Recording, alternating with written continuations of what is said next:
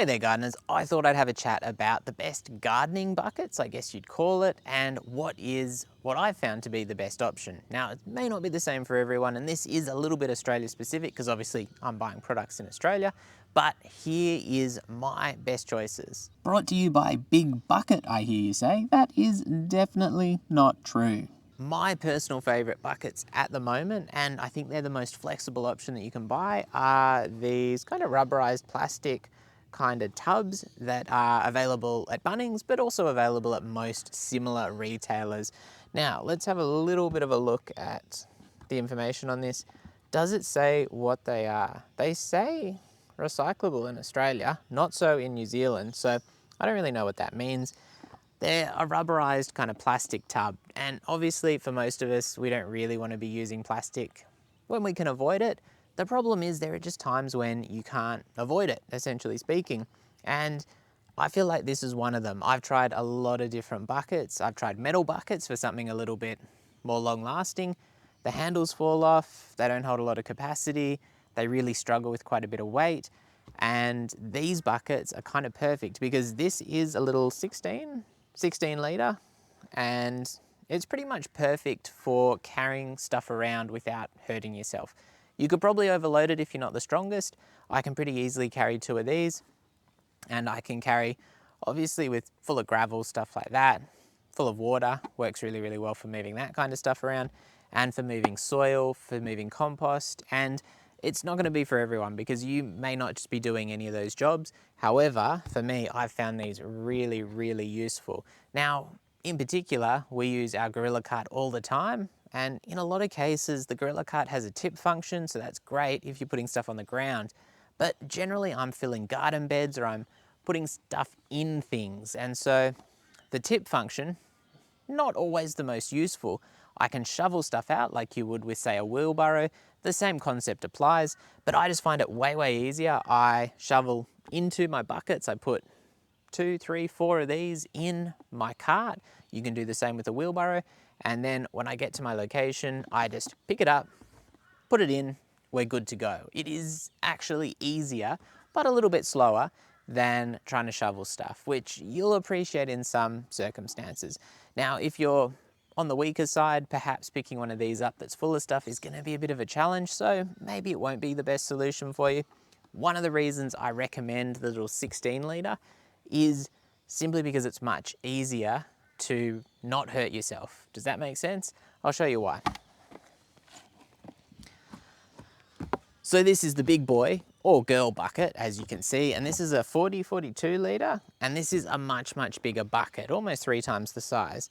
And the reason it's kind of worth mentioning this bucket is because I can obviously pick one of these up pretty easily. It's not the end of the world, but where the injury issues do kind of raise their ugly head is when you're doing it multiple times, and particularly if you're picking it up over fences and stuff like that. I learned the lesson the hard way, injuring myself a couple of times, that if I'm doing this all day moving, say 4 cubic meters of soil or something like that, or gravel particularly, because we've done a lot of gravel moving as well, these are not the best option. Now, if you're a lot stronger, maybe these will work for you. I just prefer the smaller ones because the smaller ones, I mean, I can half fill one of these and it kind of does the job, but the smaller ones just seem to work better for me. And yeah, now the other thing with these is we use one of these as our recycling bin before we take it down to the roadside pickup, and it's a good, easy to use bucket. Again, obviously if you're putting recycling in it, you can fill one of these right up, so very, very flexible option. And that extends out into the garden because there are times when we will use these for things like maybe put some plants in them, bit of water in the bottom. Really, really good to make sure that the plants you've just bought don't dry out, particularly a larger plant. Very, very flexible option that I really like.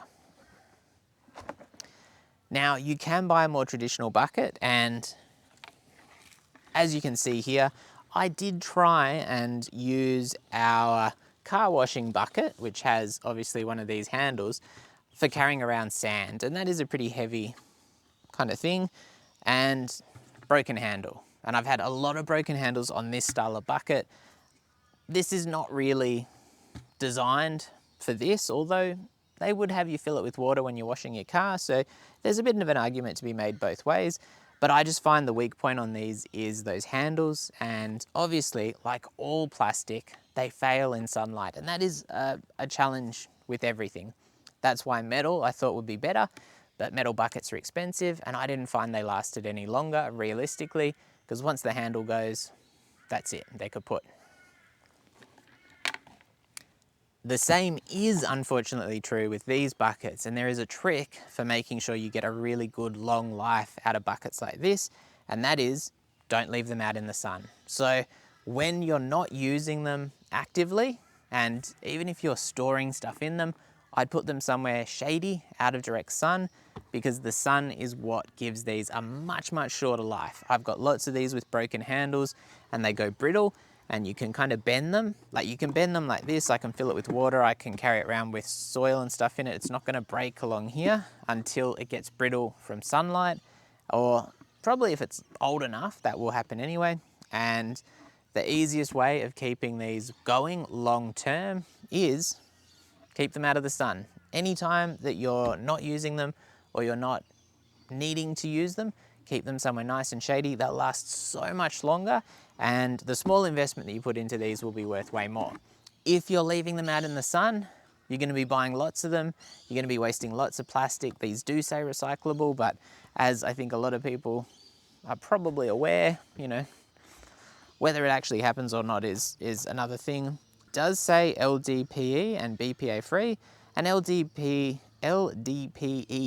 is, from my understanding, one of the safest, the food safest buckets. Now, not only do we use this in the garden, when we are running the bath or the shower to get the hot water running, it takes a while in our house, and as a result, we collect the water in one of these, we cart it out and put it on whichever tree is most worthy and has been complimenting us the most. So these are really, really flexible.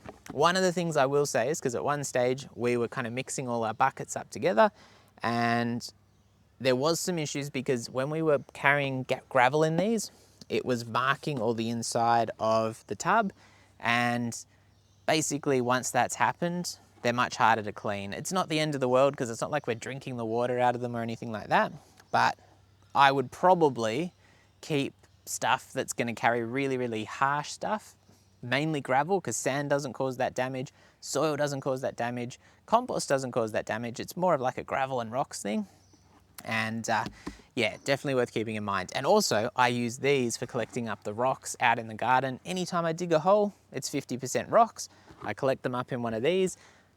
Important, don't just leave them out in the garden. They will fail, but if you do, move them around, put them under cover, put them under a balcony or something like that, you'll be good. They will last much, much longer. Not forever, but you'll get more money's worth, you'll be more environmental, and you can end up with a solution which you're much, much more happy with in the long term. Now, the one thing I will say, these have a very thin handle, and there is a more premium version with a thicker handle. And I thought to myself, that's much better.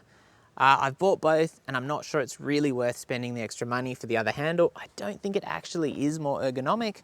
And at the end of the day, just buying this cheap one, I reckon it's the way to go. Under $5, pretty good.